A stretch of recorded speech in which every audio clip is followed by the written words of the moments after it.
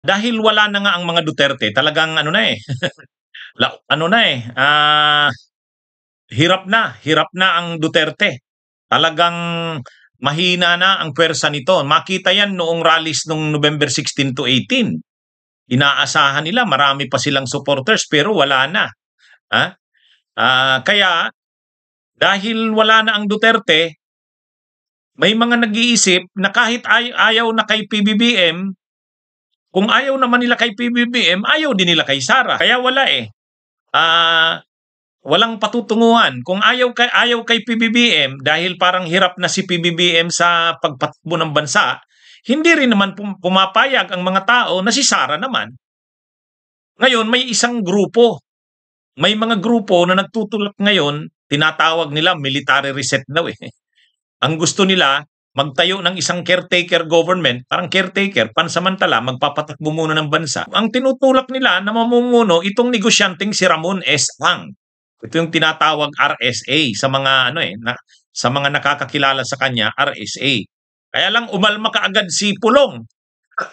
Umalma kaagad si Pulong, mga kabunyog. Kung bakit umalma si Pulong, pag-usapan natin 'yan. Saka maganda rin ba itong military reset na ito? Kung sakali, anong tingin natin diyan? Ang tinutulak nila, ang tawag nila military reset dahil nga actually habang dumadaan ng araw, palala ng palala ang sitwasyon ng ano natin, krisis sa politika. Kahit si PBBM nararamdaman niya 'yan. Nararamdaman 'yan ni PBBM ang krisis sa politika.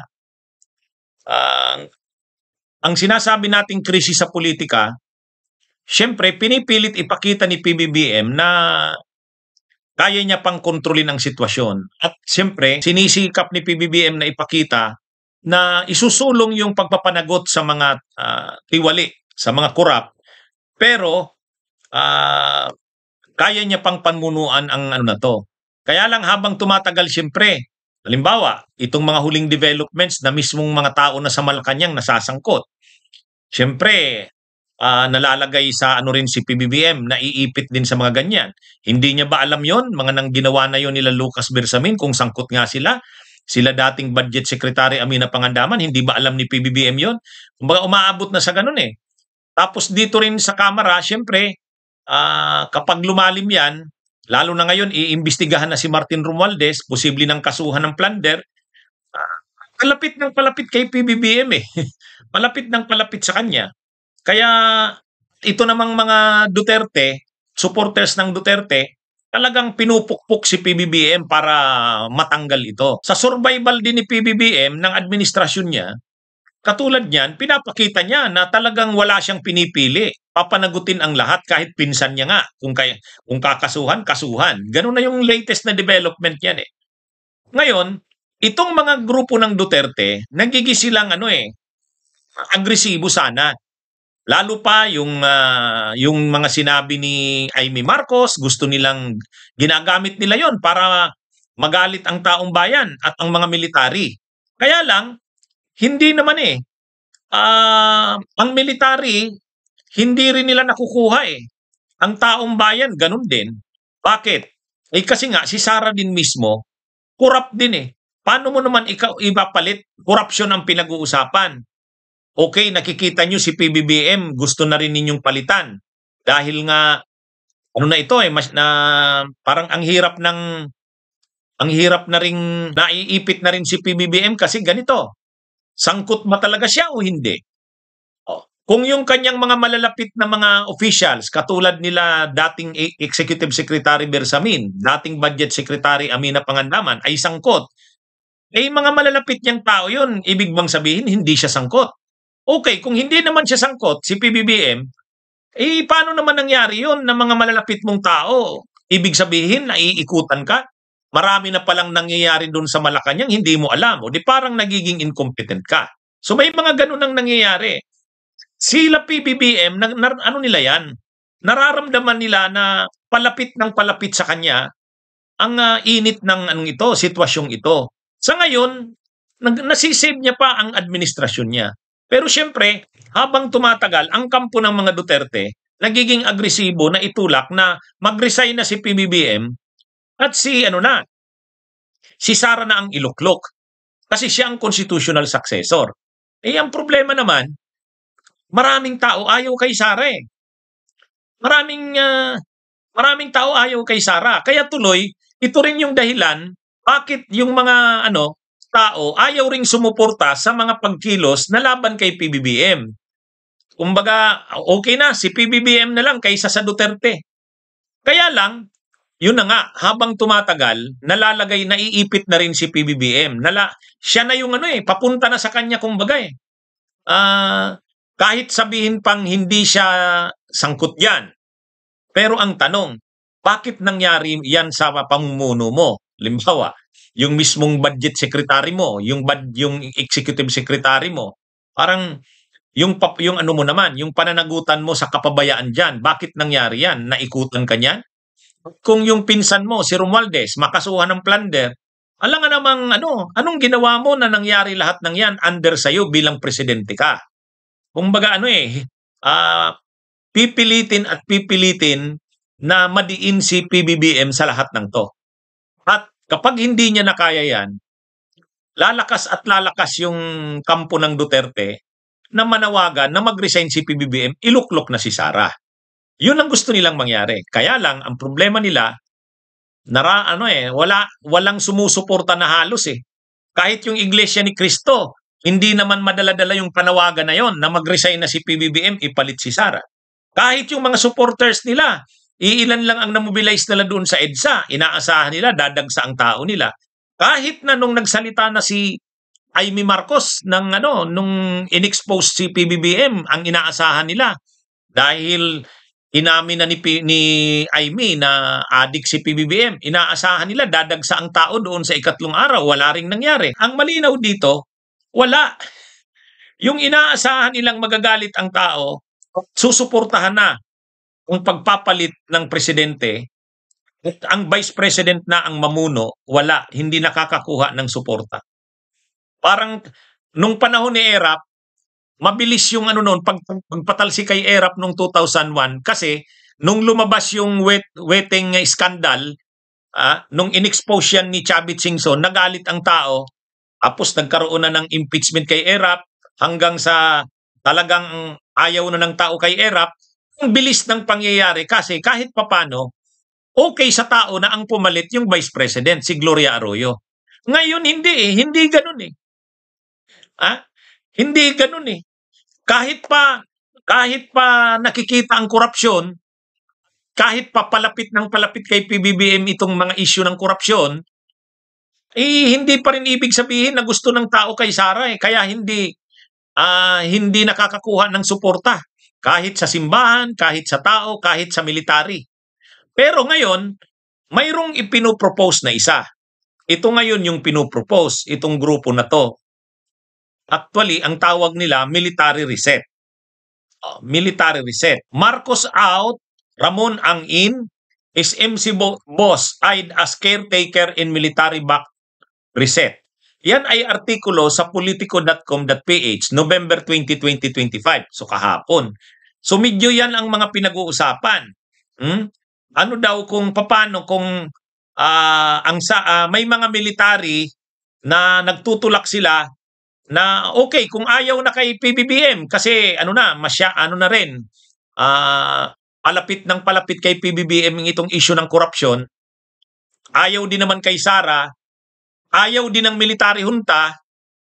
Ngayon, ang pinopost nitong mga military groups na to ay outsider ang ilagay. Isang negosyante para baka pag negosyante ang mamuno sa bansa ay mapaganda ang takbo ng ekonomiya. Lalo na ngayon nabagsak ang ekonomiya. Yan yung tinutulak nila. Mga military, retired military ang nagtutulak nito.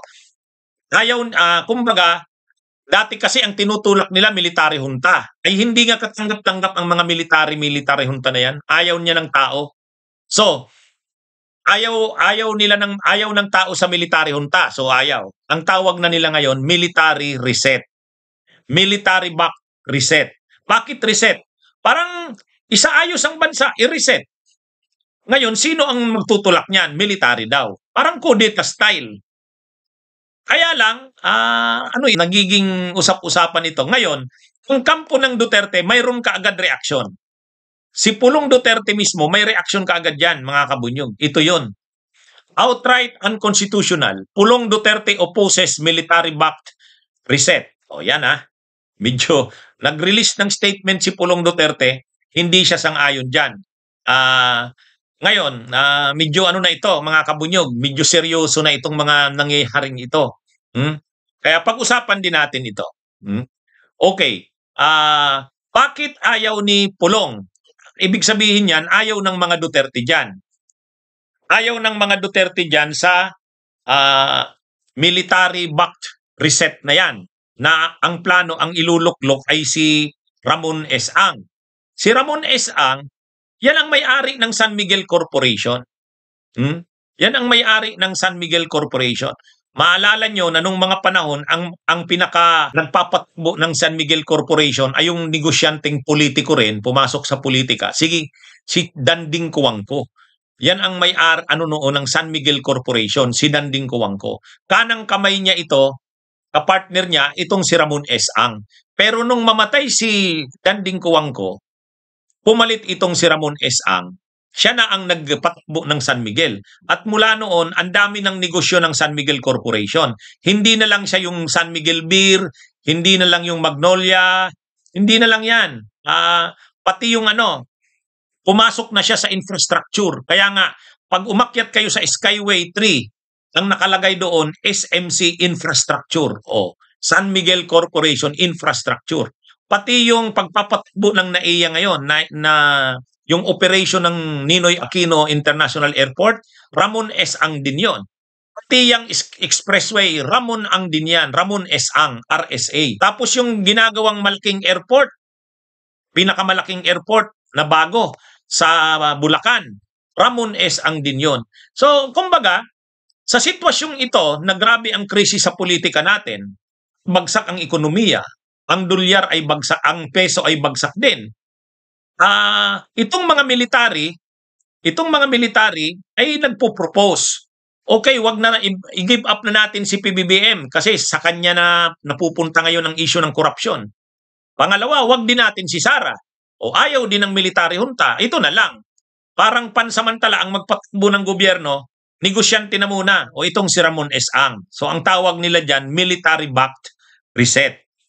Si Pulong Duterte, nag-issue ng statement. Sabi niya, outright unconstitutional yan, hindi pwede yan. Sabi ni Pulong Duterte, mga kabunyog, mga kababayan, oligarko yan. Ibig sabihin, malaking negosyante yan si Ramon S. Ang. So ang gagawin pala natin, papamunuin na natin sa bansa ang mga oligarko. Yan yung ni Pulong. Bakit ganyan ang stand nila ng mga Duterte, nila Pulong? Ay natural.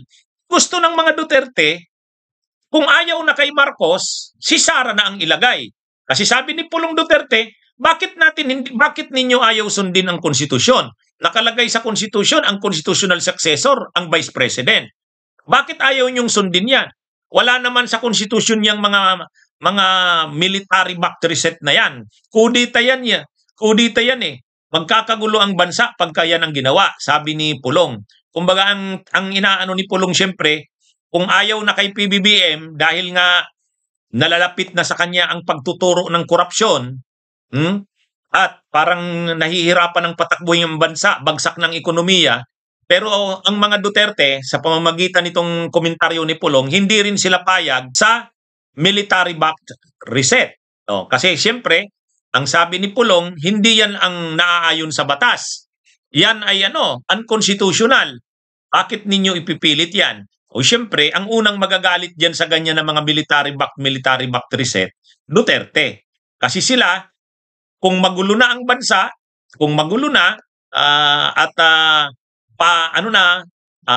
ayaw na ng mga tao kay Marcos, ang dapat na pumalit ayon sa konstitusyon ang kanyang kapatid, si Sara. Kaya lang, ang problema rin, hindi rin maano ni Pulong na kung ayaw ng tao kay PBBM, lalong ayaw kay Sara. Tulad na naalala nyo yung vlog ko nung isang gabi, sabi ko, sa mga susunod na araw, kakaharapin ng bansa natin ang matinding krisis pampolitika. Ang ibig sabihin ng krisis pampolitika, Yung ano iba-iba na ang mga pinipresent na alternatibo kung paano na ang gagawin sa bansa. O yan, mga kabunyog, mga kababayan. O di ba tama ako? Ha? Di ba tama ako? O kita nyo, artikulo yan sa Politiko, hindi ko gawa-gawa ito. Mga kabunyog, ang topic kong dinidiscuss, hindi ko ito gawa-gawa lang. Ha? Hindi ko ito gawa-gawa lang. So, ang nangyari dito, itong pinopropose na military-backed reset, parang kudeta rin ito, kaya lang, kumbaga ang pinopropose ng mga military, kapag nagtagumpay itong kanilang military-backed na pwedeng kudeta ito o anuman, ang iluluklok nila hindi military junta. Bakit hindi military junta? Kasi negative nga sa tao ang military junta. Ayaw ng tao sa military junta. So parang sa kanila, o sige, wag ng military junta. O ayaw ninyo ng military junta, ayaw nyo rin kay Sara. O ito na lang, si Ramon Ang ilagay muna natin, parang caretaker. Si Ramon Ang, negosyante, o ang iniisip nila, marami yang magagawa kasi magaling magpatakbo ng negosyo, baka umunlad na ang Pilipinas sa ilalim niya. Kaysa sa ilalim ng mga politiko na kurap. Wala na ang Duterte, laos na. Okay, ayaw ng tao kay Sara, may nagtutulak naman ngayon, military reset. Si Ramon Ang daw. Kaya pinag-uusapan natin to. Ngayon, kung tayo ang tatanungin, ano ang opinion ko dyan kung akong tatanungin nyo, mga kabunyog, mga kababayan?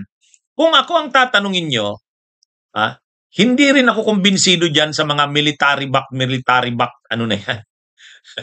Hindi rin yan hindi rin tayo kumbinsido dyan. Bakit? Mga kabunyog, mga kababayan, ang military back na yan, una, ano naman ang papel ng military? Bakit sila na ang mag-i-install ng uupo sa gobyerno? Hindi naman yan role ng military. Hindi sila dapat nakikialam sa politika.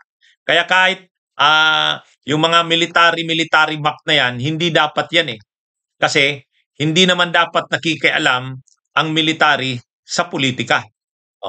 Kaya hindi maganda yung mga tinutulak nila na yan ng military.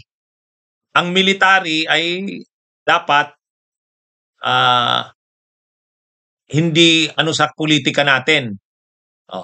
So ngayon, ang sitwasyong ito, mga kabunyog, mga kababayan, ang tinutulak nila, wag na si Marcos kasi hindi na kaya ni Marcos pamunuan ng bansa. Parang damaged na si Marcos. Kung ayaw naman kay Sara, ito na daw si Ramon Ang nagtutulak niyan, military. So bakit hindi tayo payag din sa ganyan? Unang-una, bakit naman military ang magdidesisyon na sa Pilipinas? Hindi naman pwede yan. Magulo talaga yan. Kaya yung mga military back na yan, hindi sila ang dapat na mag-decide kung ano ang Pilipinas. Kung anong mangyayari. Ang magdi-decide ay taong bayan. Yan yung natin sa Constitution. Pangalawa, garantiya na kung negosyante ang humawak ng politika ng Pilipinas ay mapapaayos na ang Pilipinas. Anong garantiya? Bakit? Pag si Ramon S. Ang naging nagtakbo ng Pilipinas, mapapaganda na ang Pilipinas? Ang negosyante, ang iniisip niyan, tubo. Paano lalong yumaman sila? O kita nyo, anong ginawa ni Ramon Ang? Kita nyo yung ginawa sa Bulacan. Pinagpuputol, pinagsisira doon ng kalikasan. Yung mga mangroves doon, Makawan, naubos. Tapos tingnan nyo ngayon, mas lumala ang baha ng Bulacan dahil sa mga proyekto doon ni Ramon S. Ang. Okay, magaling siya sa negosyo, pero para sa kanya. Para sa sarili niya, hindi para sa bayan at hindi para sa mahihirap yan. Ang negosyante. Wala yan. Tingnan nyo si Manny Villar. Pinagsabay ang negosyo at politika. O anong nangyari? O tingnan nyo. O di ba sobrang yumaman? Pinaghalo ang politika at negosyo. O di ganyan din yan. Ganyan din yan si Ramon S. Ang. Pero may sagot na rin si Ramon Ang. Sabi ni Ramon Ang, hindi daw siya interesado sa ganyan. Wala daw yan sa bokabularyo niya. Huwag tayong tatanggap ng ganyang mga ino-offer. Alam nyo, Sa dami kasi ng problema ng bansa natin ngayon, at siyempre napapahina si PBBM o ang administrasyon ni Marcos. Ang Duterte mag-aalok, si Sara na ang iluklok. Ayaw din naman natin. Mayroon din naman nagtutulak, military junta. Ayaw din naman natin kasi military yan eh. Mayroon namang nagtutulak, ito naman military reset. Ginigosyante raw muna ang ilagay. Ay wag din tayo dito. Wag din tayo dito. Mga kabunyog, mga kababayan. Kahit naman may krisis sa politika ang bansa natin, kahit naman magulo ang bansa natin, kahit naman bagsak ang ekonomiya natin, huwag naman nating pilit lunukin ang mga bagay na alam nating wala rin yan.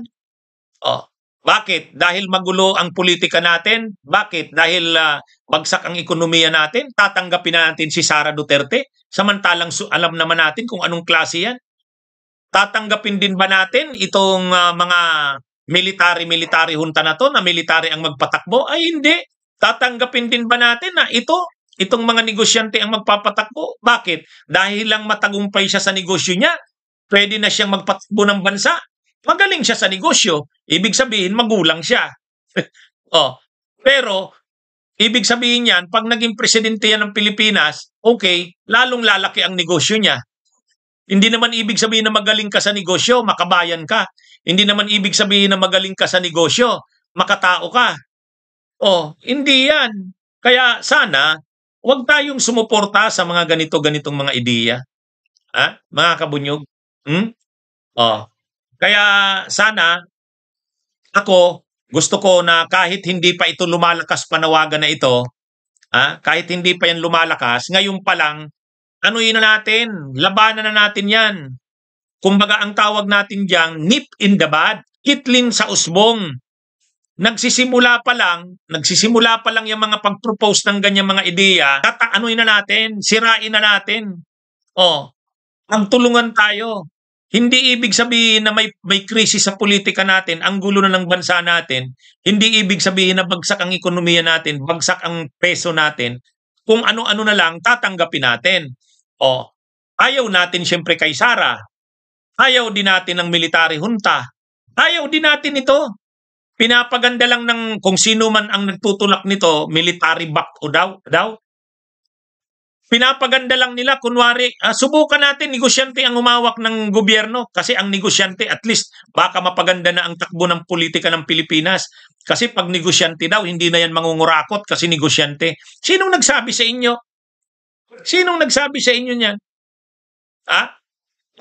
Si Ramon Ang, napakaraming problema sa mga manggagawa.